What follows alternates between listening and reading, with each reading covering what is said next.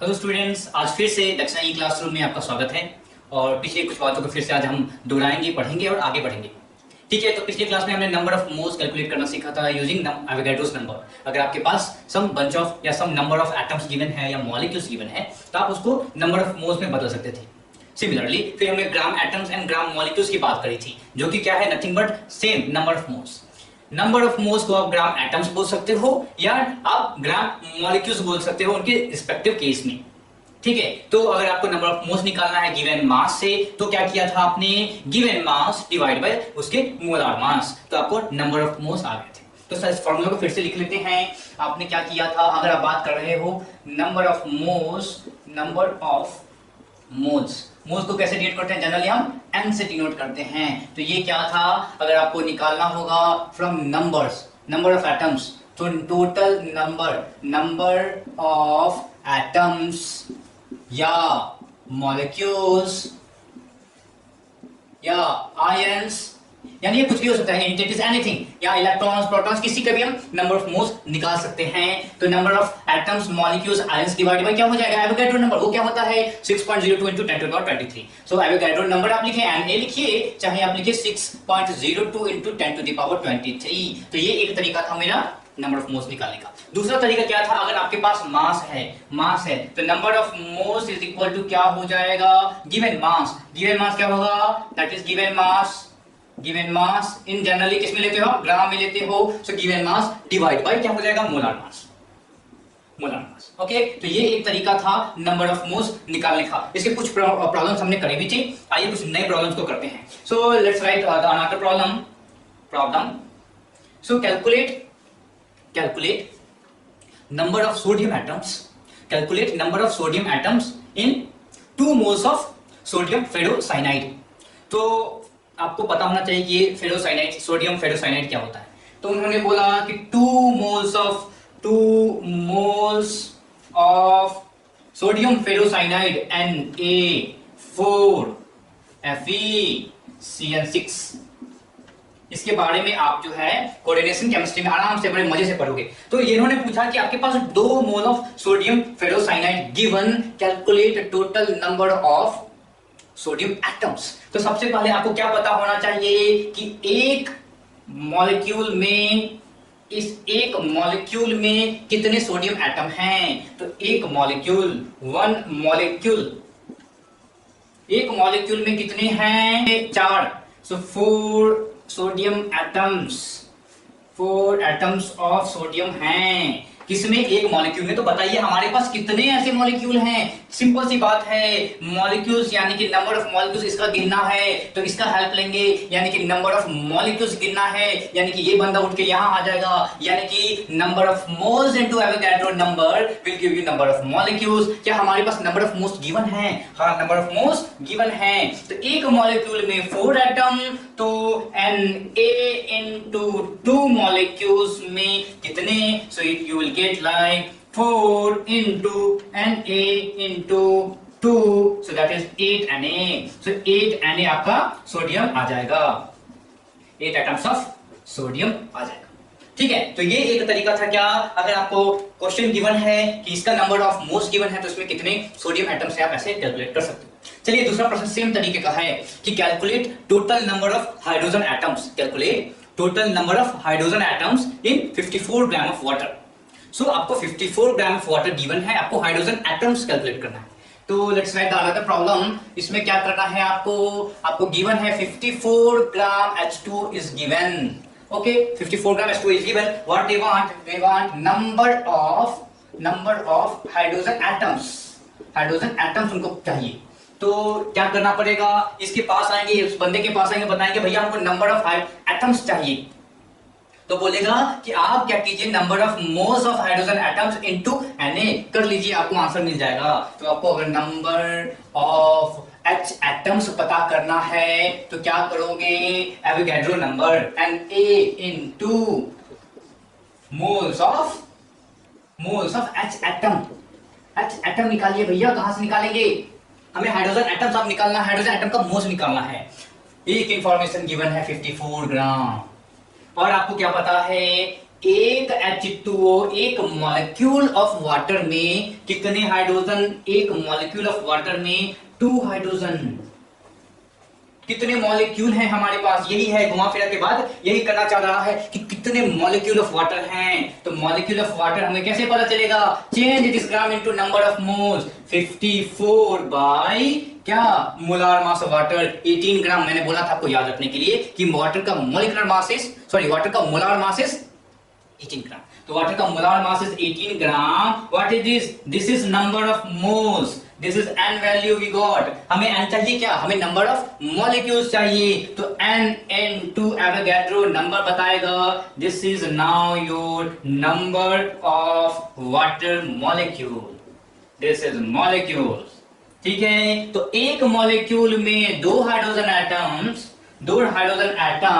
तो इतने सारे मॉलिक्यूल में कितने हाइड्रोजन एटम्स? तो सिंपल सी बात है, 2 इंटू 54/18 क्या आएगा? 3 आएगा। So right 3 here into Na।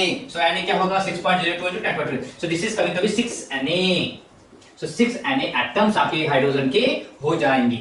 ठीक है, तो ये एक तरीका है आराम से आप कैलकुलेट करने का। जितने भी प्रश्न हैं आपके वो आप आराम से इसी तरीके से बनाएंगे। से आप नोट कीजिए।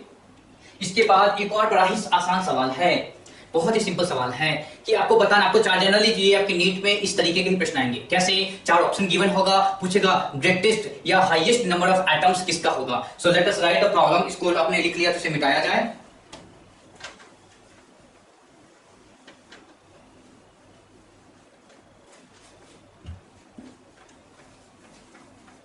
राइट, लिखिए। Which of the following will have greatest number of atoms? Which of the following will have greatest number of atoms? So option one क्या है आपका? 1 ग्राम ऑफ ब्यूटेन। ब्यूटेन क्या होता है लिख देता हूं मैं, C4H10। ठीक है। Option 2 is 1 gram of nitrogen and 2। The option 3 क्या है आपका? Option 3 is 1 gram of silver. 1 gram of silver Ag। And the fourth one is 1 gram of water. ठीक है, तो आपको क्या करना है? बताना है कि इन सब चारों में ग्रेटेस्ट, सबसे ज्यादा हाईएस्ट नंबर ऑफ एटम्स किसमें है, ये आपको बताना है। तो क्या तरीका है आपको नंबर ऑफ एटम्स कैलकुलेट करने का? पहले तो आप total number of molecules calculate कीजिए, फिर देखिए कि एक मॉलिक्यूल में कितने एटम हैं और मल्टीप्लाई कर दीजिए। ठीक है, अब नंबर ऑफ मॉलिक्यूल्स कैसे कैलकुलेट करेंगे? तो सबसे पहला काम है आपको नंबर ऑफ मोल्स कैलकुलेट करना। और यहाँ पे हमने देखा ग्राम्स गिवन है, यानी कि गिवन मास गिवन है, यानी कि कौन सा फॉर्मूला लगेगा? Given mass upon molar mass. वो फॉर्मूला हम यहाँ पे लगाएंगे और नंबर ऑफ मोल्स पाएंगे। ठीक है, तो सबका मोलार मास लिख लें। ब्यूटेन कितना हो जाएगा? This is 48 plus 10, this is 58।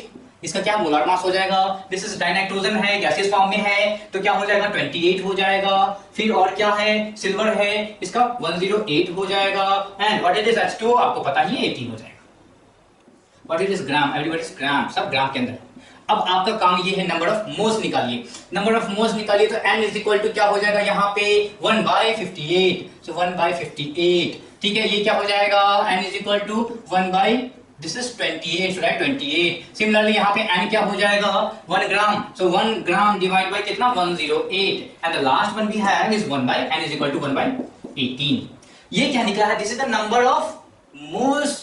ठीक है, ये अभी number of moles of this particular molecules निकल के आया है। यहाँ तो एटम्स है तो कोई दिक्कत है ही नहीं। तो यहाँ पे क्या है? आपको निकालना है एटम्स। तो पहले तो मल्टीप्लाई कीजिए विथ Na, यानी कि अगर n निकालना है तो क्या करना पड़ेगा? 1/58 इंटू Na। यहाँ भी क्या कीजिए? Number of molecules is equal to 1/28 into Na, और ये हो गया 1/08 इंटू Na, और ये आपका n is equal to 1/18 into n। ये अभी आपने क्या निकाला है? अभी आपने नंबर ऑफ मॉलिक्यूल्स निकाला है। अभी भी आप एटम के पीछे नहीं गए हो। अब आप एटम को बताना पड़ेगा। This is the number of molecules. एक मॉलिक्यूल्स में 4 + 10 14 एटम्स। तो दिस मच मॉलिक्यूल में कितने एटम्स? Into 14 atoms. सिमिलरली एक मॉलिक्यूल में 2 नाइट्रोजन, तो दिस मच मॉलिक्यूल में कितने नाइट्रोजन, इनटू 2। सिमिलरली यहाँ पे Ag की बात कर रहे हो, 10 एक एटम यहाँ पे बात है, this is the number of atoms, इसमें कोई कंफ्यूजन नहीं है। And the last one we are talking is क्या है, this is 1/18, this is again number of molecules, एक मॉलिक्यूल में 3 एटम, तो इनटू 3। अब आपको सिंपलीफाई करके देख लीजिए, जो सबसे बड़ी वैल्यू है that will have the highest number of atoms. तो कैसे सिंपलीफाई करेंगे, this is coming to be I think Na/14। हाँ, दिस इज द सबसे छोटा वैल्यू है 108, नीचे अराउंड 100, सबसे छोटा वैल्यू, इसको तो भगा दीजिए। This is coming to be 3Na, so let us write 3 this is Na/6। इसकी बात कीजिए, सो ये क्या आ जाएगा, this is coming to be 14 by, so this is Na by around 4 point some value, correct, some value नहीं। अगर आप देखो तो क्या हो जा रहा है, नीचे की वैल्यू सबसे ज्यादा कम इसी में है। आपको पता है फ्रैक्शन में अगर डिनोमिनेटर की वैल्यू सबसे ज्यादा कम, तो फ्रैक्शन की वैल्यू सबसे ज्यादा होती है। उसी प्रकार यहाँ पे देख लीजिए, यहाँ पे फ्रैक्शन में दिस इज 4 और around 4, I am not going to the actual calculation. यहाँ पे अराउंड 4 है, क्यों नहीं करना भैया, आपको आंसर पूछ रहा है, हाईएस्ट ऑप्शन में टिक लगाना, आपको आंसर नहीं पूछ रहा है कि आप कैलकुलेशन करके बताइए, आपसे पूछ रहा है कि आंसर कौन सा है। आपको दिखा यहाँ पे 4 पॉइंट सम वैल्यू आ रहा है, यहाँ पे 14 आ रहा है, यहाँ पे 108 आ रहा है, यहाँ पे 6 आ रहा है। तो आपको समझ में आया, यहाँ पे जो डिनोमिनेटर की वैल्यू सबसे ज्यादा कम है, सो टोटल फ्रैक्शन की वैल्यू सबसे ज्यादा होगी। इसका मतलब है कि ये बंदा होगा, इसमें नंबर ऑफ एटम सबसे ज्यादा हो जाएगा। ठीक है, तो ये आप इस तरीके से सारे प्रॉब्लम्स को कर सकते हो, इसे जल्दी से आप नोट कीजिए, फिर हम आगे चलते हैं। चलिए अगला प्रश्न लिखिए, what would be the mass of what would be the mass of hydrogen molecules containing 2.4 into 10 to the power 25 atoms of hydrogen। तो क्या गिवन है, प्रॉब्लम सॉल्व करते हैं। गिवन है, हाइड्रोजन एटम का नंबर गिवन है, and number is 2.4 into 10 to the power 25 H atoms। Question पूछ क्या रहा है, क्वेश्चन पूछ रहा है मास ऑफ हाइड्रोजन मॉलिक्यूल, मतलब H2। ठीक है, तो मास ऑफ H2 पूछ रहा है। अब आपको रिवर्स कैलकुलेशन, यहाँ पे हमने जैसे स्ट्रेट फॉरवर्ड कैलकुलेशन किया, आपको उल्टा कैलकुलेशन करना था। हमने क्या किया था, 1 ग्राम से मोल बदला, मोल से नंबर ऑफ मॉलिक्यूल्स बदला, नंबर ऑफ मॉलिक्यूल्स से नंबर ऑफ एटम्स बदला, रिवर्स कैलकुलेशन। ठीक है, एटम्स से मॉलिक्यूल्स बदलिए, मॉलिक्यूल से नंबर ऑफ मोल्स बदलिए, नंबर ऑफ मोल्स से मास बदलिए। तो आपके पास कितने हैं, नंबर ऑफ एटम्स हैं 2. H एटम्स इज कितने हैं, 2.4 into 10 to the power 25। तो अगर बोला जाए H मॉलिक्यूल्स कितने हो जाएंगे, H मॉलिक्यूल्स क्या हो जाएगा, इसका आधा हो जाएगा। सो 1.2 into 10 to the power 25, this is number of H molecules. फिर से अगला स्टेप क्या है, number of moles of H molecules कितने हैं, n की वैल्यू। सो क्या होगा, n की वैल्यू क्या होता है, given number divide by Avogadro number. So v by 1.2 into 10 to the power 25 divide by Avogadro number 6 into 10 to the power 23। ये 25 को बदल दीजिए 24 में, तो ये हो जाएगा 12 में, यहां से कट गया 2 बार। So you are getting like 20, this is 20 moles of hydrogen molecules. Fine, अब आपको क्या पता करना है, मास ऑफ हाइड्रोजन। सो मास कैसे पता चलेगा, 1 मोल हाइड्रोजन मॉलिक्यूल्स का मास होता है 2 ग्राम मोलार मास, रिमेंबर। तो कितने मोल, 20 मोल। सो 20 मोल हाइड्रोजन का मास क्या होगा, 20 into 2 that is equal to 40 gram, given, and you got the answer. तो आपको रिवर्स कैलकुलेशन भी आना है, आपको जो फॉरवर्ड स्टेट कैलकुलेशन वो भी आना है, कोई कंफ्यूजन नहीं रहना है। ठीक है, इसको जल्दी से नोट कीजिए, रिवाइज कीजिए।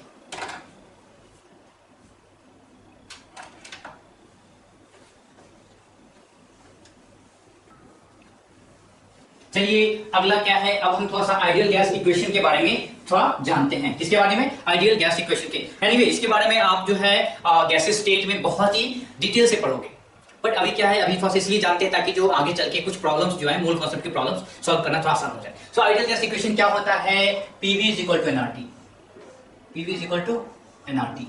ठीक है, what is PV, P is pressure, P is pressure, V is volume, N is number of moles, जो अभी हमने दुनिया भर की बातें करी हैं जिसके बारे में, R is universal gas constant, T is आपका टेम्परेचर। तो आपकी यूनिट्स अगर आप देख लो, सो P क्या होता है, P इज प्रेशर, जनरली किस में लेते हो आप, ATM में लेते हो। ठीक है। देन V क्या होता है, volume, volume, and volume generally आप लीटर में ले लिए। Then we have number of moles, you know, and is number of moles. What is this? The R. R is universal gas constant. Universal gas constant.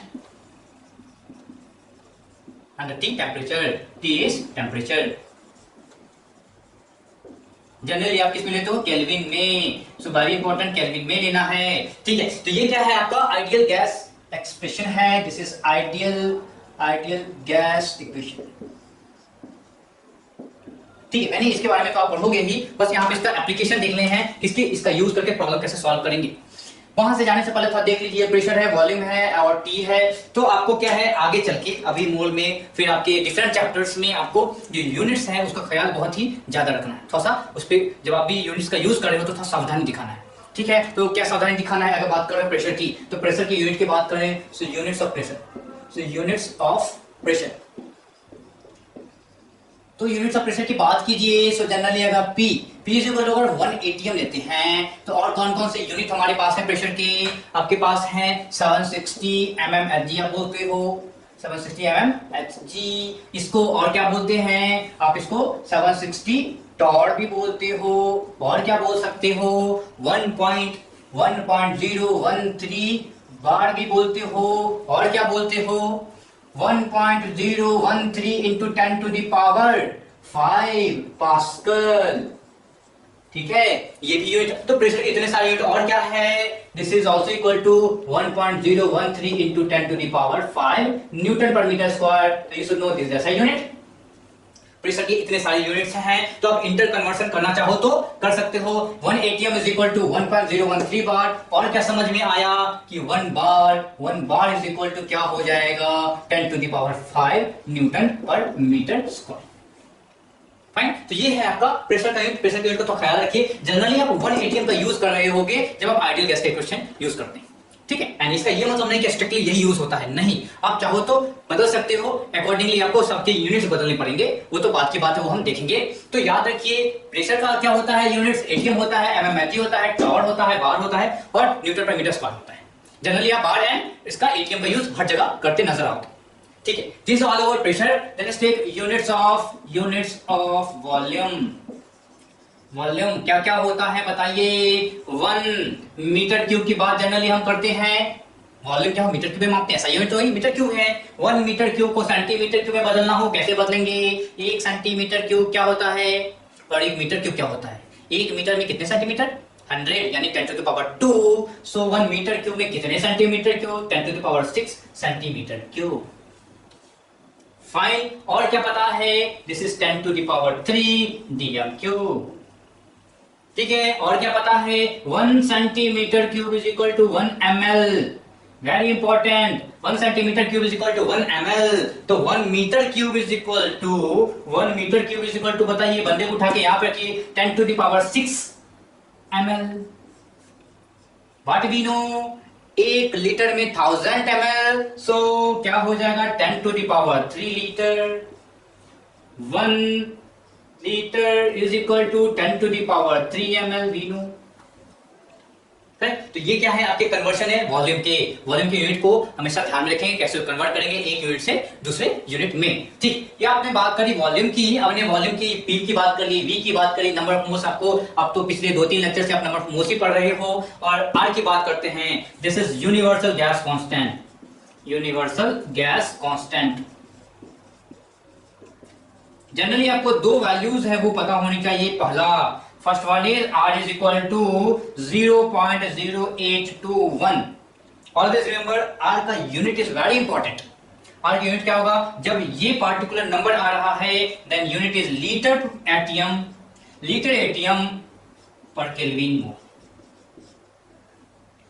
ठीक है, और अगर आप लिख रहे हो R की दूसरी वैल्यू 8.3 लिखते हो, so it has to be joule per kelvin mole.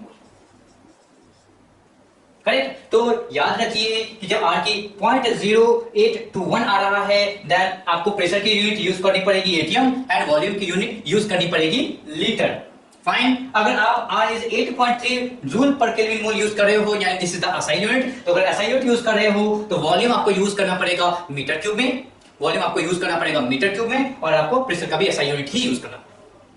ठीक है, तो ये सारी बात हो गई यूनिवर्सल गैस कांस्टेंट की। अंत में आते हैं अपने टेम्परेचर के पास। टेम्परेचर भैया क्या है वो बताएंगे आपको। टेम्परेचर की 3 यूनिट्स होती है, आपको पता है। Units of temperature we are like discussing units of temperature. ठीक है, तो क्या क्या है, एक तो आपका फ़ारेनहाइट होता है, देन आपका क्या होता है डिग्री सी होता है, और क्या होता है आपका केल्विन होता है। तो आपको पता है एफ एंड सी के बीच का कन्वर्सन कैसे करते हो आप। F-32 divide by 9 is equal to C/5। ठीक है, तो ये एक तरीका है आपका यूनिट कन्वर्सन का C एंड F के बीच में। ठीक है, तो अगर आपको फ़ारेनहाइट से आपको डिग्री सेंटीग्रेड में बदलना हो, सिंपल फॉर्मूला, ये तो आप शायद 9th में भी सीख रखे हो, तो इसमें कोई कंफ्यूजन नहीं है। सिमिलरली केल्विन, तो केल्विन क्या होता है, K इज इक्वल टू 273.15 क्या होता है डिग्री सी। ठीक है, तो ये जो बेसिक कन्वर्शन है वो आपको पता है। तो अब इन सबको आप थोड़ा सा देख लीजिए, ये चीजें जो है ऑलरेडी आपकी जानी हुई है। ठीक है, मैं इसलिए यहाँ लिखा हूं ताकि इसका यूज आपको करते रहना है। थोड़ा सा ध्यान रखिए, एज ए साइंस स्टूडेंट आपको यूनिट्स के बारे में बहुत ही सावधानी बरतनी चाहिए, क्योंकि यूनिट्स अगर आपने गलत कर दिया तो बहुत ही मुश्किल आएगी। ठीक है, तो इसको आप थोड़ा सा ध्यान रखिए। और इसके बाद हम देखते हैं we have something called Avogadro's hypothesis. क्या है वो, अभी अभी हमने लिखा था PV = nRT, वो उसी के बारे में कुछ बोलना चाहता है, उसी के हेल्प से कुछ बोलना चाहता है। क्या है Avogadro's hypothesis. Avogadro's hypothesis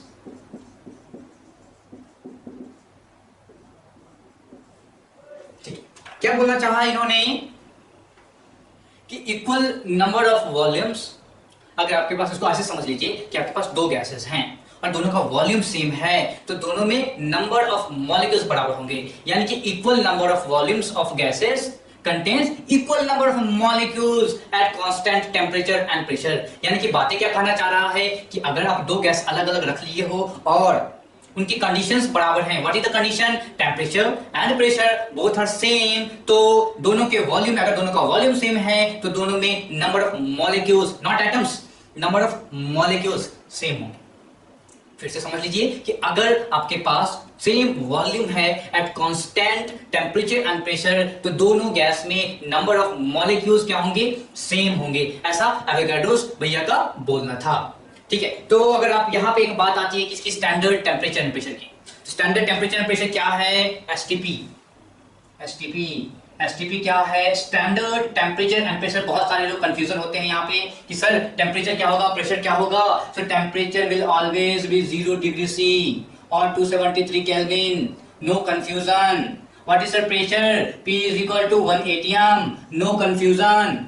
STP का मतलब है standard temperature and pressure, and this too is the condition for that. यानी कि वो स्टैंडर्ड टेम्परेचर कौन सा होगा, 0 डिग्री सी, स्टैंडर्ड प्रेशर कौन सा होगा, 273, प्रेशर क्या होगा, 1 atm होगा। और अभी अभी आपके एवोगाड्रोस हाइपोथेसिस ने बोला कि पार्टिकुलर टेम्परेचर एंड प्रेशर पे नंबर ऑफ मॉलिक्यूल सेम होंगे, करेक्ट। तो सिंपल सी बात है, निकल के आती है कि इस टेम्परेचर एंड प्रेशर पे 1 mole of any gas will have 22.4 litre. Avogadro ने क्या बोला था कि अगर आपके पास नंबर ऑफ वॉल्यूम्स बराबर हैं तो उसमें नंबर ऑफ मॉलिक्यूल्स बराबर हो जाएंगे। यहां पे इन्होंने एक बात बोल दिया कि number 1 mole is number of molecules, you should no. 1 मोल का मतलब एवोगाड्रो नंबर। तो जितने भी गैस हैं अगर उनका कंडीशन ये है तो 1 मोल मॉलिक्यूल की सबकी वॉल्यूम क्या होगी, 22.4 ही होगी। ये एवोगाड्रो ने बोला। अब मान लीजिए आपके पास है, let us take 1 mole of oxygen molecules contain 22.4 litre volume. 1 mole of nitrogen molecules, ये भी 22.4 litre volume. What is the necessary condition, दोनों होने चाहिए एट STP। अगर आपने टेम्परेचर एंड प्रेशर मेंटेन कर रखा है तो आप 1 मोल ऑक्सीजन ले लीजिए, 1 मोल नाइट्रोजन ले लीजिए, 1 मोल सल्फर SO2 ले लीजिए, 1 मोल हाइड्रोजन ले लीजिए, 1 मोल कुछ भी ले लीजिए, कोई भी गैसेस आप ले लीजिए, आपका उसका वॉल्यूम क्या होगा, 22.4 लीटर होगा। ठीक है, तो दिस इज व्हाट के जो एवोगैड्रोस हाइपोथेसिस का सार निकल के आता है वो ये निकल के आता है। ठीक है, और यहीं से ये चीज आपको गैसेस स्टेट में बहुत यूज करना है। इस पार्टिकुलर थिंग में गैसेस स्टेट में आपको बहुत ज्यादा यूज आएगा, तो आप यहां समझ लीजिए, तो वहां आपको ज्यादा प्रॉब्लम क्रिएट नहीं होगी। अब यहां से एक बात समझिए, 1 मोल of any molecules, or let us write 1 mole at STP occupies 22.4 litre. Always remember, ये एसटीपी ही होना चाहिए, तभी आपको 22.4 लीटर है। अगर आपने कंडीशन चेंज कर दिया तो ये 22.4 लीटर नहीं रह जाएगा, इसकी दूसरी वैल्यूज आएगी। ठीक है, तो इसकी दूसरी वैल्यूज भी आएगी। तो याद रखिए, condition has to be standard temperature and pressure. एक और बात बता दूं, कभी कभी एसटीपी के जगह जगह पे आपको एनटीपी डाल देता है। Both have same value, no confusion, both will have same value. NTP और STP both is same, both दोनों आपका सेम है। तो आप बताइए, 1 मोल एट एसटीपी कंडीशन आपका 22.4 लीटर, 2 मोल कितना करेगा, 2 mole will occupy 22.4 into 2, this is the total volume, this is the total volume. अब देख लीजिए, 2 mole, this is, let us take, आपने एक बड़ा सा डब्बा बनाया और उसमें डाल दिया। अब मान लीजिए 3 मोल की बात कर ली, 3 मोल एट एसटीपी ऑक्यूपाइज कितना हो जाएगा, 22.4 into 3, again this is the total volume, यानी आप इसे चाहो तो V लिख दो, total volume of the gas. मान लीजिए n मोल ले लिया, n मोल ले लिया, तो क्या हो जाएगा 22.4 into n, and this is again the total volume of gas. Avogadro's hypothesis किसके लिए सही है, ओनली गैसेस के लिए सही है, इसलिए हमको हमेशा गैसेस की ही बात करनी चाहिए। ठीक है, तो अब यहां से देख लीजिए, what is this 22.4 into n, what is n? n is number of moles of gases, this is equal to क्या हो गया, टोटल वॉल्यूम हो गया।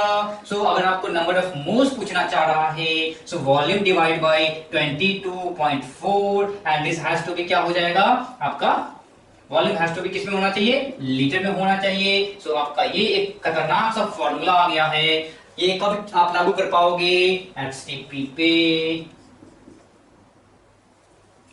एसटीपी पे। ठीक है, तो अगर आपको किसी भी गैस का वॉल्यूम गिवन है तो आप वहां से भी नंबर ऑफ मोल्स निकाल सकते हो।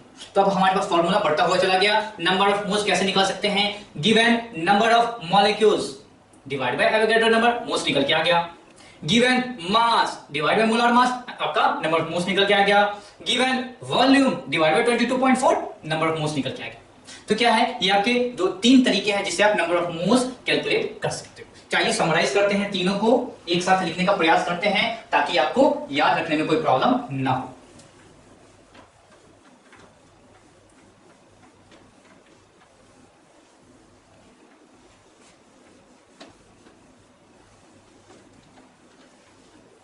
तीनों को समराइज करते हैं एक साथ, कैसे कैसे होगा देखिए। इसको आप जनरली वाई मैप के रूप में भी जान सकते हो। कैसे, ये आपका मान लीजिए ये है बीच में बड़ा सा लड्डू, and we call this laddu as मोल।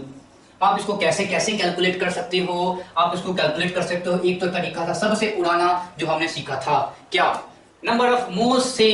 अगर आपको बदलना है किसमें, नंबर ऑफ मॉलिक्यूल्स में, तो आपको एवोगैड्रो नंबर से मल्टीप्लाई करना। So what you will get, number of molecules या atoms या ions and so on। तो ये क्या था, आपके नंबर ऑफ मॉलिक्यूल्स पता करने का तरीका था। अगर आपको नंबर ऑफ मॉलिक्यूल्स गिवन रहता है, मोल्स में आना होता है, तो आप रिवर्स करते हो। क्या होता है reverse, reverse is n number of, let us say this is n number of molecules divided by Avogadro number। Similarly अगर आपको मास की बात करनी है, तो आपको नंबर ऑफ मोल्स से मास बनाना है, तो क्या करते हो, नंबर ऑफ मोल्स इनटू क्या होगा, molar mass. Number of moles into molar मास, आपको क्या बदल जाएगा यहाँ पे, दिस यू विल गेट मास। ठीक है, और अगर आपको मास से, गिवन मास से आपको नंबर ऑफ मोल्स पता करना है, तो डिवाइड कर दीजिए given mass divide by number of molecular mass, sorry moles ना, मोल। ठीक, तो क्या हो जाएगा, given mass divide by molar मास, आपको पता चल जाएगा this is the number of moles. और तीसरा है जो अभी अभी आपने पढ़ा है, वो क्या है, आपको गिवन मोस पता है, अगर मोस इनटू वॉल्यूम दैट इज 22.4 कर दिया, you will gate volume. Volume and volume किसमें पता चलेगा? लीटर में पता चलेगा। अगर आपको ऑलरेडी वॉल्यूम गिवन है तो चेंज कीजिए उसको लीटर में, और क्या करना पड़ेगा आपको V डिवाइड बाय 22.4 करना पड़ेगा, and this has to be in litre, और आपको मिल जाएगा नंबर ऑफ मोल्स n। तो ये क्या है, अभी तक की जितनी चीजें हमने पढ़ा उसका ये सार है। ठीक है, इस पे हमने 3-4 क्वेश्चन करेंगे, तो जल्दी से इसको नोट कीजिए।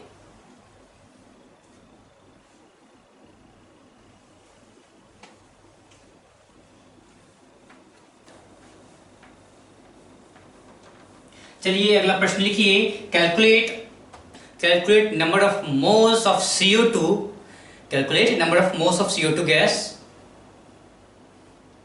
इन 44.8 लीटर एट STP। यानी कि आपको 44.8 लीटर वॉल्यूम गिवन है CO2 गैस का, आपको नंबर ऑफ मोल्स कैलकुलेट करना है। तो आपको क्या पता है, number of moles n is equal to, अगर वॉल्यूम है गिवन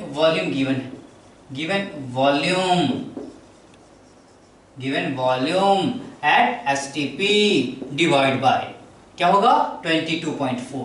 तो क्या गिवन है आपको गिवन है वॉल्यूम इज 44.8, और क्या ये लीटर में गिवन है? हाँ, सो 22.4 से डिवाइड कीजिए, you will gate 2। So 2 moles आपके पास CO2 आ गए, 2 मोल्स आपके पास CO2 आ गए।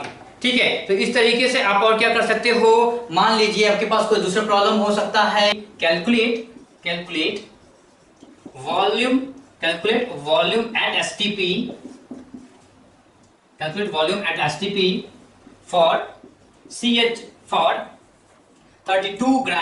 32 ग्राम ऑफ CH4। यानी कि आपको क्या है 32, यानी कि गिवन मास है, तो मास गिवन है CH4 का, मीथेन का मास गिवन है, आपको STP पर उसका वॉल्यूम बताना है। कैसे बताएंगे? वॉल्यूम बताने के लिए आपको नंबर ऑफ मोल्स पता होना चाहिए, number of moles into 22.4 litre will give you volume at STP।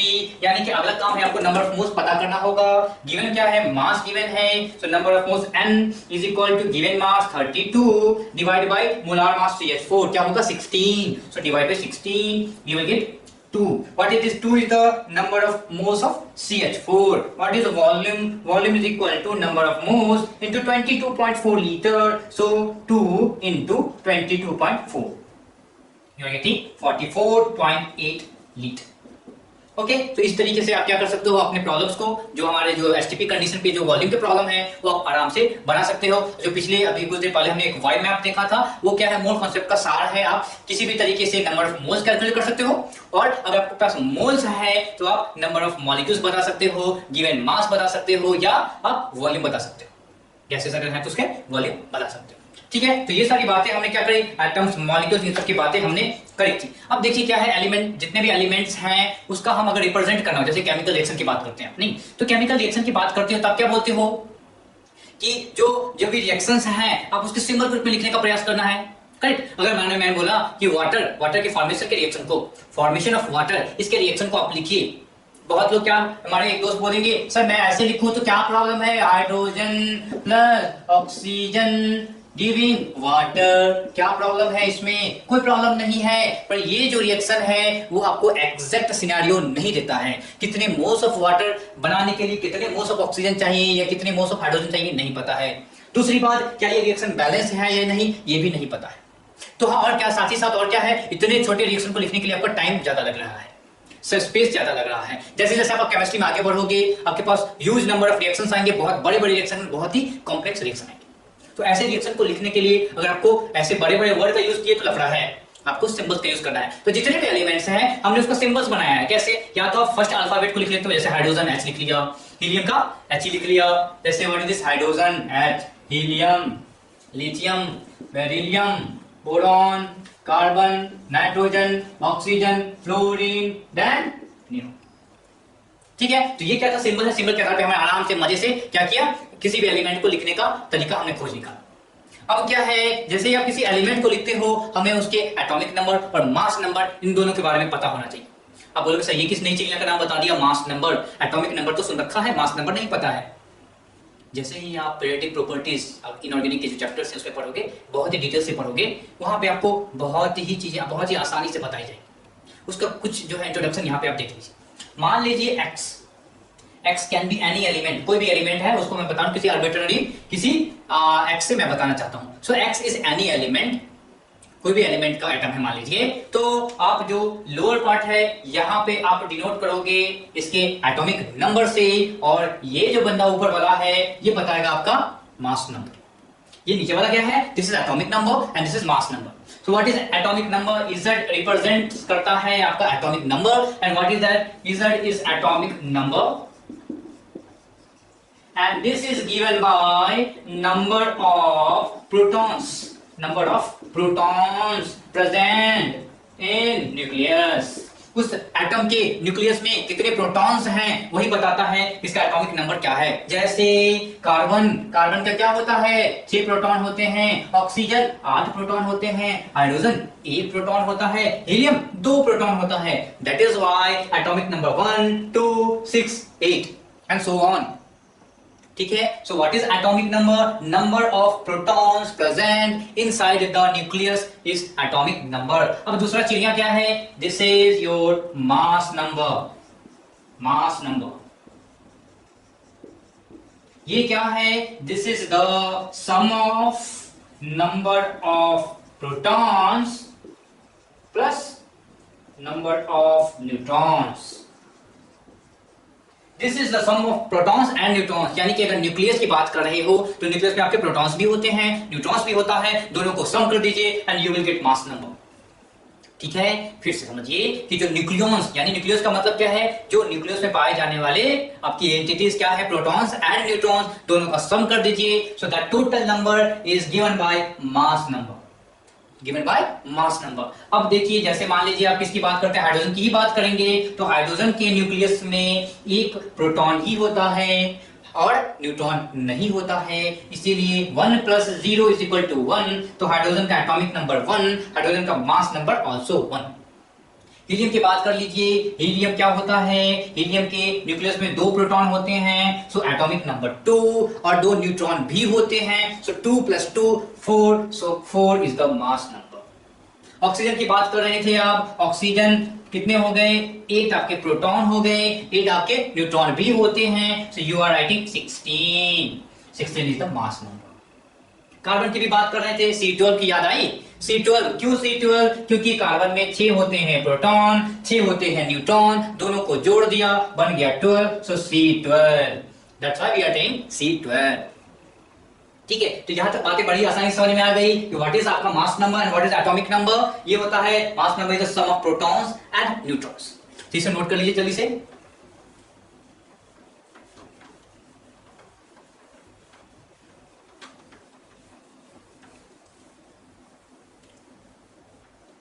बातें सब तो सही चल रही थी, तो आपके कुछ दोस्त ने कुछ दिनों पहले एक बात बोला, जब मैं ये चीजें बता रहा था कि ये बड़ा आसान है, हाइड्रोजन का 1 प्रोटॉन है और वही उसका मास नंबर होता है। तो वो बोला कि सर मैं न्यूक्लियर रिएक्टर एक बार देखने गया था, वहां पे हाइड्रोजन का भाई मिला। व्हाट इज द हाइड्रोजन का भाई? We call them as deuterium. क्यों आपने उसको हाइड्रोजन का भाई बोला? मैंने पूछा सर आपने ही तो बताया था कि जो एटॉमिक नंबर होता है वो नंबर ऑफ प्रोटॉन के हिसाब से ही देखते हैं, और अगर नंबर ऑफ प्रोटॉन सेम है तो वो एक ही एलिमेंट का कहा जाता है। नंबर ऑफ प्रोटॉन सेम है तो एक ही एलिमेंट का कहा जाएगा। नंबर ऑफ प्रोटॉन सेम है तो एटॉमिक नंबर सेम है, एटॉमिक नंबर सेम है तो एक ही एलिमेंट की बात करते हैं। तो उन्होंने बोला सो डी होता है, ड्यूटेरियम होता है, उसमें भी एक ही प्रोटॉन पे आ जाता है, उसका भी एटॉमिक नंबर 1 ही होता है, इसलिए मैंने उसको हाइड्रोजन का भाई बोल दिया। तो मैंने बोला हाँ बातें तो सही है। तीसरा दोस्त उसने बोला सर मैंने एक और उसका हाइड्रोजन का भाई को बारे में पता करी है और उसको आप ट्राइटियम बोलते हो। तो हाइड्रोजन 3 भाई हो गया। कैसा भाई हो गया? हाइड्रोजन कौन सा? 1 प्रोटॉन, नंबर ऑफ न्यूट्रॉन यहाँ पे 0 था, that's why proton is equal to 1, neutron is equal to 0, इसको आपने बोला हाइड्रोजन। फिर इसका दूसरा भाई क्या था? हाइड्रोजन जैसा ही दिखता था और उसमें प्रोटॉन 1 थे, P is equal to 1 and is also is equal to 1, so mass is equal to mass number 2, और आपने इसको बोला ड्यूटेरियम। इसका यूज आप न्यूक्लियर रिएक्टर में करते हो। किस तरीके से? आप उसको कूलेंट के रूप में यूज करते हो और मॉडरेटर के रूप में भी इसका यूज करते हो। आपको जैसे आप न्यूक्लियर केमिस्ट्री पढ़ोगे तो मैं आपको बताऊंगा कि व्हाट इज मॉडरेटर, क्या होता है मॉडरेटर, क्यों यूज करते हैं। कूलेंट, कूलेंट का मतलब समझ, जैसे इंजन चलती है नहीं, तो इंजन जैसे जैसे चलती जाएगी तो पता है हीट डिसिपेट करती जाएगी, और अगर आपने हीट को वहां से रिमूव नहीं किया तो इफिशियंसी ऑफ एनी इंजन क्या होता है, रिमूव। जैसे आप अपने मोटरसाइकिल को देख लो, तो मोटरसाइकिल के इंजन में जहां पर किक मारते हो, जो इंजन होता है उसमें क्या आपने एक देखा होगा, फिन्स बना होता है, फिन्स बना होता है। फिन्स क्यों बना होता है, हीट ट्रांसफर को वो क्या करता है, इनहैंस करता है, कि ज्यादा से ज्यादा उस इंजन से हीट बाहर निकल जाए और इफिशियंसी बनी रहे। तो आप कूलेंट का यूज, यानी कि कूलेंट का मतलब क्या है कि ऐसे सब्सटेंस, ऐसे लिक्विड्स जो क्या करे, इंजन से हीट को ले, इंजन से हीट को एब्जॉर्ब करे और बाहर एनवायरनमेंट को हीट वो दे दे, तो क्या हीट ट्रांसफर को इनहैंस करता है। दैट्स व्हाई D2O का यूज आप कूलेंट के रूप में करते हो, ठीक है। तो दिस इज आपका ड्यूटेरियम। और तीसरा था hydrogen, again again one proton, but we have proton की संख्या 1 है, न्यूट्रॉन की संख्या 2 है, so this is called tritium.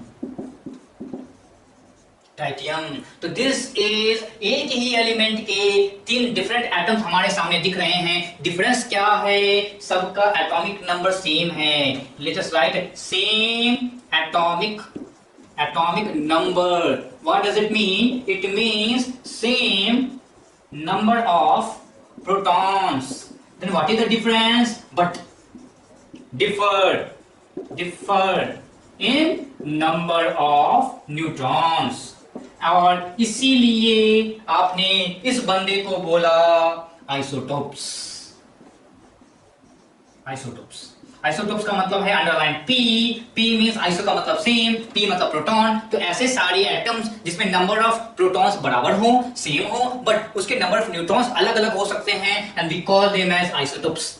ठीक है, ये बंदे क्या हो गए, आइसोटोप्स हो गए। तो हाइड्रोजन के कितने isotopes, 3, hydrogen, deuterium and tritium. क्या और भी आइसोटोप्स हैं क्या? हाँ, बोरॉन के हैं B10 एंड B11। बोरॉन के भी होते हैं, बोरॉन के क्या होते हैं, B10 होते हैं एंड B11 होते हैं। क्या कार्बन के होते हैं? जी हाँ, कार्बन को तो 3 होते हैं। C12 का तो यूज आप करते रहे हो, स्टैंडर्ड एटम के रूप में आपने यूज किया है C12 का। पर we have different isotopes called C13 and C14। C12 क्या हो गया? C12 का मतलब क्या है, नंबर ऑफ प्रोटॉन्स तो हो गए आपके 6, नंबर ऑफ न्यूट्रॉन्स भी हो गए 6। अगर आप C13 की बात कर रहे हो तो प्रोटॉन तो 6 ही थे, पर आपके न्यूट्रॉन हो गए 7, नंबर ऑफ न्यूट्रॉन्स बदल गया। इसी तरीके से किसकी बात करते हैं, आप 14 की बात करते हो और ये 6 है, प्रोटॉन तो फिर भी 6 है, नंबर ऑफ न्यूट्रॉन बदल के हो गया 8। और ये जो बंदा होता है C14 होता है, वो रेडियो एक्टिव होता है। सिमिलरली ये जो आपका हाइड्रोजन यहाँ पे दिख रहा है, this is tritium, this is again आपका, दिस इज रेडियो एक्टिव। ये रेडियो एक्टिव है और इसका जो हाफ लाइफ होता है जैसे 19.6 इयर्स होता है अप्रोक्सीमेटली। ठीक है, तो ये जो मैंने अभी आपको बताया, ये radioactive nature and half life, this you will come in nuclear chemistry, no confusion. तो इन्होंने जैसे बात करी कि this again this 3 are your isotopes. Chlorine की बात करते हैं, क्लोरीन 35 होता है और एक क्लोरीन 37 होता है। इसके पास प्रोटॉन की संख्या दोनों में 70। तो आइसोटोप्स क्या हो गया, आइसोटोप्स ऑल दोज एटम्स जिसके नंबर ऑफ प्रोटॉन्स बराबर हो और जिसके नंबर ऑफ न्यूट्रॉन्स अलग अलग हो, उसको आप आइसोटोप्स बोलते हो। जैसे ही आपको ये बात समझ में आ गई, आप बोलोगे सर बड़ा ही कंफ्यूजन क्रिएट कर दिया।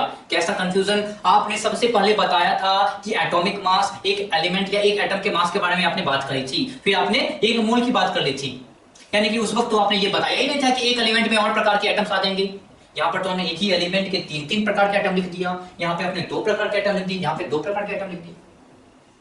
तो भारी संकट आ गई भैया। अब कैसे, मैं आपसे, अगर आप मुझसे पूछें कि व्हाट आप एटॉमिक मास ऑफ क्लोरीन बताइए, तो मैं क्या बताऊंगा, 35 बताऊंगा या 37 बताऊंगा? कंफ्यूजन हो गई ना। या मैं पूछे बोरोन की बात, 10 बताओगे या 11 बताओगे? यहां पे ही बात हम करते हैं। इन सारी समस्याओं को दूर करने के लिए एक छोटा सा कॉन्सेप्ट आया and we call them as average atomic mass. Average atomic mass, तो जल्दी से नोट कीजिए, we are talking about right now is average atomic mass. इसको ऐसे समझिए, मान लीजिए आपके घर में 4 भाई हैं आपको लेकर और 2 जुड़वा भैया हैं, एक 1 केजी का, दूसरा भी 1 केजी का, तीसरा जो आप हो लेट अस टेक 2 केजी का, और आपके सबसे बड़े भैया 3 केजी का। 4 भाई, 4 के मास मैंने दे दिए, सबके सब केजी में है। मैं पूछूं कि आप इनका एवरेज मास बताइए, आप अपने भाई का एवरेज मास बताइए, तो आप कैसे करोगे, बोलोगे सर सबको जोड़ दीजिए और डिवाइड बाय 4 कर दीजिए, क्योंकि टोटल भाई हमारे पास 4 हैं और 4 divide by total mass. Simple सा कॉन्सेप्ट। एवरेज क्या होता है, total mass divide by total number of entity. अब 4 भाई थे, चारों भाई के मास को जोड़ दिया, that is the total mass divide by number of भाई is 4, so 4, so 3 + 2 + 1 6 + 1 7, so 7/4 kg is the average mass of 4 भाई। ठीक है, यानी कि अगर आपको एवरेज निकालना हो, average mass is equal to क्या होगा, always total mass, always total mass divide by total number. ये तरीका सिंपल सा मैथमेटिक्स है। चलिए, जब आप एवरेज एटॉमिक मास की बात कर रहे थे तो क्या है, ये प्रॉब्लम आया था क्योंकि हमारे पास डिफरेंट आइसोटोप्स आने शुरू हो गए थे, इसलिए ये प्रॉब्लम आना शुरू हो गया था। मान लीजिए आपके बात करते हैं बोरोन की बात कर लेते हैं, बी, ये आपके B10 के रूप में भी रहता है और ये आपके B11 के रूप में रहता है, और ऐसा है इसका जो परसेंटेज अबंडेंस है that is 20% and this is 80%। What does it mean, इसका मतलब ये है कि अगर आपके पास 100 एटम हैं तो उसमें से 20 एटम होंगे 10 वाला, और जो 80 एटम होंगे उसका मास होगा 11। तो यहां से आप कैसे निकालोगे, एवरेज निकालना है आपको, एवरेज निकालना है तो कैसे निकालोगे, टोटल मास, टोटल मास यानी इसका मास प्लस इसका mass divide by total number. So जब भी आपको परसेंट, याद रखिए जब भी आपको परसेंट की बात करें तो एक समझ लीजिए एक कोई डब्बा था जिसमें 100 एटम थे, एक कोई डब्बा था जिसमें 100 एटम थे। ऑलवेज रिमेंबर, जब आपसे कोई परसेंट की बात करे तो ये तरीका सबसे कारगर है। क्या है, एक कोई डब्बा लीजिए, उसमें 100 एटम डाल दीजिए, 100 एटम अपने 100 एटम्स उसमें आ गए हैं, वो 100 एटम्स में से 20% का मतलब 20, जो 20 एटम होंगे, 20 एटम्स जो होंगे वो क्या होगा, उसका मास होगा 10, और बाकी के जो 80 एटम्स हैं उस एटम्स का मास क्या हो गया है 11। सिंपल, कोई कंफ्यूजन नहीं। तो आप इस तरीके से समझ सकते हो, 100 एटम है, 20 एटम 10 वाला, 80 एटम 11। अब निकालिए एवरेज, कैसे निकालोगे, it has to be total mass. तो कैसे लिखेंगे, एक एटम का मास इज 10 AMU, तो 20 एटम का मास इज 10 into 20। कंफ्यूजन नहीं। सिमिलरली एक एटम का मास इज 11 AMU, तो 80 एटम का कितना मास, 80 into 11। Average mass total mass, ठीक है, ऊपर में होना चाहिए टोटल मास, जोड़ दिया बन गया total mass. And what is the total number, 100 तो लिया था तो divide by 100, so divide by 100, so you are getting, if you solve it you are getting 200 plus 1880, so 1080 divided by 100 and you are getting a 10.8 AMU, 10.8 AMU। ठीक है, तो आप इस तरीके से सॉल्व कर सकते हो। और अभी अभी आपने क्या देखा, दिस इज आइसोटॉप 1 का मास इनटू परसेंटेज, आइसोटॉप 2 का mass into percentage divide by summation of percentage, यही तो हमने किया है, यही तो हमने किया है। तो एक यहां पे अगर चाहो तो आप फॉर्मूला के रूप में इसको लिख सकते हो, कैसे, average atomic mass is equal to क्या हो जाएगा, sigma. What is sigma, sigma tells you the summation, जोड़ना, राइट, सिंपल मैथमेटिक्स है। परसेंटेज, परसेंटेज ऑफ एनी आपका आइसोटॉप 1 इनटू उसका atomic mass, percentage of any isotope 1 into उसका atomic mass divide by percentage का summation. And what is P, P is percentage, what is I is atomic mass of isotope. I क्या है, उस particular isotope का atomic mass है। तो उसको चाहो तो आप इस फॉर्मूले के रूप में लिख सकते हो, पर समझना is very important. If you not understand, I don't think you can solve this. तो समझना आपको बहुत ही जरूरी है कि अगर आपको आइसोटोप्स का, अगर आपके पास एलिमेंट का एवरेज एटॉमिक मास निकालना हो और जिस एलिमेंट के पास आइसोटोप्स हो, तो ये तरीका सबसे कारगर है। ये तरीका को हर जगह आगे आप देखेंगे, इसका यूज हम लोग कहां करेंगे। एवरेज मास निकालने का तरीका है टोटल मास निकालिए। टोटल मास कैसे निकालेंगे, अगर परसेंट गिवन है तो आप ये मान लीजिए कि 100 एटम गिवन है, 100 एटम में से 20 एटम्स 10 AMU वाला था, 80 एटम 11 AMU वाला था, इसके टोटल मास को जोड़ दीजिए। सो दिस इज द टोटल मास, हमने ऊपर टोटल मास लिखा, डिवाइड बाय टोटल नंबर कितने थे, 80 plus 20 that is 100, so divide by 100 and you are getting 10.8 AMU। ठीक है, तो आप इस तरीके से सॉल्व कर सकते हो। आपको प्रैक्टिस के लिए और अगला प्रॉब्लम मैं देता हूं।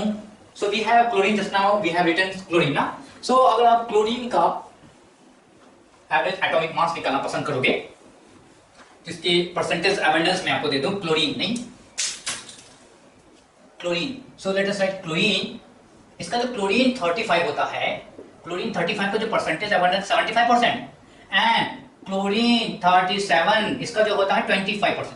तो जल्दी से कैलकुलेट कीजिए what is the average atomic mass of chlorine. ठीक है, तो आप क्या करो, सिंपल वही तरीका है, एक कोई डब्बा है जिसमें 100 एटम ऑफ क्लोरीन आ गया है, और क्या है उस 100 एटम्स में से 75 एटम ऐसे क्लोरीन है जिसका मास जो है 35 AMU है। ठीक है, ऐसे 75 एटम है। सिमिलरली 25 एटम ऐसे हैं जिसका मास इज 37 AMU। तो average atomic mass is equal to क्या हो जाएगा, average atomic mass is equal to, आप लिखिए total mass. What is the total mass, 35 into 75 plus 37 into 25 divide by 100। तो थोड़ा सा कैलकुलेशन को आसान करें, आप चाहो तो उसको ऐसे भी लिख सकते हो। ये भी एक तरीका है इसको लिखने का, सिंप्लीफाई करना चाह रहे हैं। तो यहाँ पे आप देखो तो आई थिंक ये एक बार में 4 बार में कट गया, ये शायद 3 और 4 बार में कट गया। कैलकुलेशन इजी करना चाह रहे हैं, so this is I think 105, correct, 105/4 plus this is 37/4, so this is coming to be I think 142/4। So I think if you solve you will get 35.5 AMU। तो इसका जो एवरेज एटॉमिक मास जो होता है क्या होता है, 35.5 होता है। ठीक है, अगला प्रश्न सॉल्व कीजिए कुछ इसी तरीके का।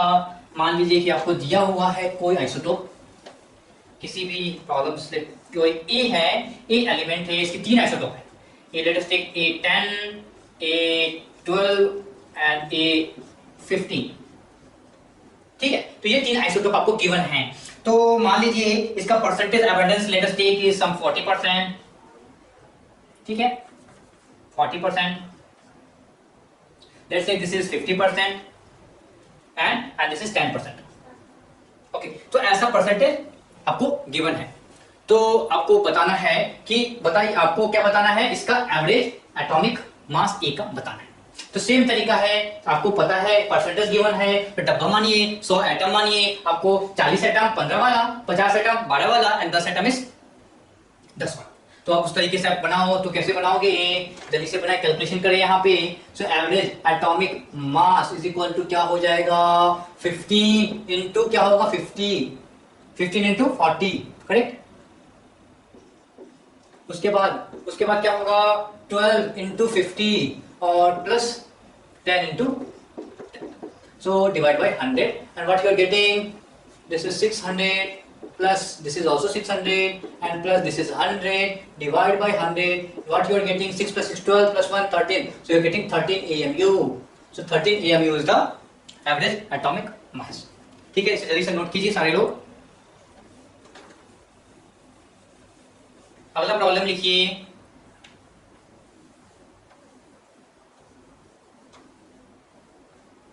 चलिए तो अगला प्रॉब्लम लिखिए, average atomic mass of average atomic mass of an element having 2 isotopes is 550 AMU, 550 AMU। Average atomic mass of an element having 2 isotopes is 550 AMU। The atomic mass of 2 isotopes are 400 AMU and 600 AMU respectively। Calculate the percentage of the isotopes। Calculate the percentage of the isotopes। तो क्या given है, इन्होंने दिया है average atomic mass is given is 550 AMU, और क्या given है, आपको गिवन है आइसोटोप 1 का जो मास है वो गिवन है 400 और आइसोटोप 2 का जो मास है वो गिवन है 600 AMU।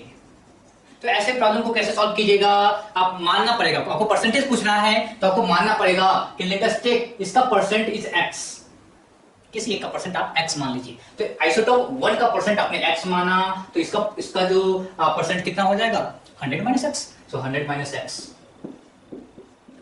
ठीक है, तो क्या वो फॉर्मूला आपको याद है, average atomic mass is equal to total mass कैसे लिखेंगे? x into 400, so x into 400 plus क्या हो जाएगा 100 minus x into 600 divide by क्या हो जाएगा, divide by total, so x plus 100 minus x, नीचे क्या हो गया 100 and what is this value is given, this value is given as 550। Solve कीजिए जल्दी से, सॉल्व करेंगे तो क्या होगा, this will go here, so you will get 600x minus 400x, so you are getting 200x and this is equal to 6 one more zero, then 55000 and you are getting like 5000. So what is x? X is coming to be, you will get 25. So what is this x? X is the percentage, x हमने माना क्या था, x is the percentage for the isotope 1, तो isotope 1 के लिए क्या आ रहा है 25% आ रहा है, isotope 2 के लिए क्या आ जाएगा, isotope 2 is 100 minus x, so 100 minus 25 that is 75% है। अच्छा, ये एक तरीका था। दूसरा तरीका क्या था, इस प्रोसेस को फॉलो नहीं करके भी एक तरीका है, एक छोटा सा ट्रिक है, उसको आप यूज कर सकते हो। अगर आपको पता करना हो क्या, आइसोटोप 1 का, आइसोटोप 1 का परसेंट पता करना हो, अगर आपको आइसोटोप 1 का पता करना हो, I1 पता करना हो, तो क्या करोगे, average atomic mass AAM minus I2 divide by I1 minus I2, mod में डाल दीजिए इसको इनटू 100।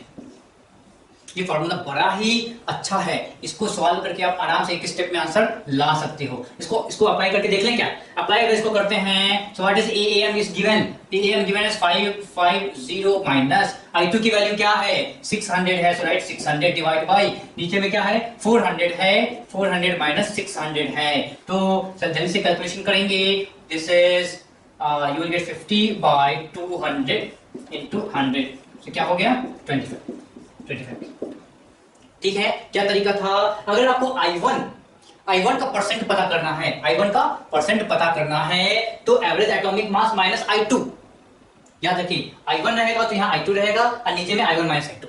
अगर आपको परसेंट ऑफ I2 पता करना है, परसेंट ऑफ I2 होगा तो AAM minus I1 divide by I1 minus I2। ठीक है, तो ये एक तरीका है, आपको बड़े ही आसानी से आप इसको ला सकते हो, इसमें कोई कंफ्यूजन नहीं है। ठीक है, तो अभी तक हमने जितनी भी बातें करी हैं वो करी हैं किसकी, एटम्स की। ठीक है, एटम्स की बातें करी हैं, अब बात करते हैं मॉलिक्यूल्स की। मॉलिक्यूल को क्यों छोड़े भैया, हाँ वो नाराज हो जाए तो हमें मॉलिक्यूल्स की भी बातें कर ही लेनी चाहिए। तो अब बात करते हैं एवरेज मॉलिक्यूलर मास की।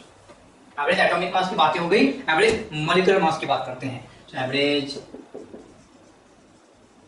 मॉलिक्यूलर मास, ठीक है, ये कहां पे होगा, generally this is for gases, for gaseous mixture.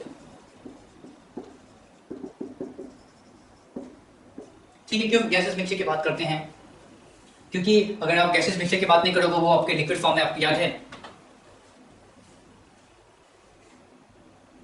Gases mixture, आप गैसेस मिक्सचर की बात करते हो।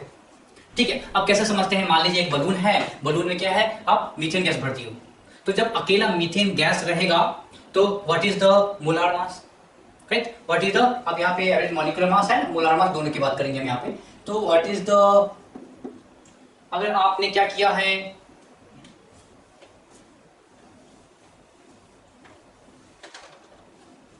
ठीक है, बात करते हैं एवरेज मोलार मास,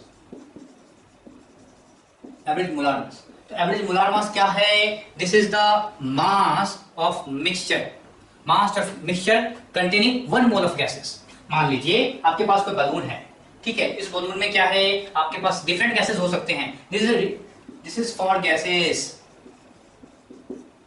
ये गैसेस की बात करें तो मान लीजिए ये कोई बलून है, इसमें आपने CH4 है, आपके पास N2 है, आपके पास H2 है, और total mole is equal to N is equal to 1। So what is the mass, and this mass of this balloon is called average molar mass। क्यों, क्योंकि आपको पता है what is molar mass, this is the mass of 1 mole of substance, fine, N is equal to 1, और क्या आप बोलोगे sir N is equal to 1 लिया तो क्या मास 16 ग्राम होगा क्या CH4 का, नहीं, क्या ये 28 ग्राम हो जाना चाहिए था क्या, नहीं, क्या ये हाइड्रोजन की जितना मास हो जाएगा, नहीं, ये इन बिटवीन कहीं ना कहीं पे आएगा। ठीक है, तो जब एवरेज मोलर मास की बात कर रहे हो तो उसको करने का तरीका क्या है, वही पुराना तरीका है, average mass is equal to total mass, divide by total mole. ठीक है, ये एक तरीका है एवरेज मोलार मास को जानने का। एवरेज मोलार मास को जानने का तरीका, total mass divide by total. मान लीजिए पूछा calculate average molar mass of gaseous mixture containing 2 moles of CO2, 3 moles of hydrogen and 2 moles of N2।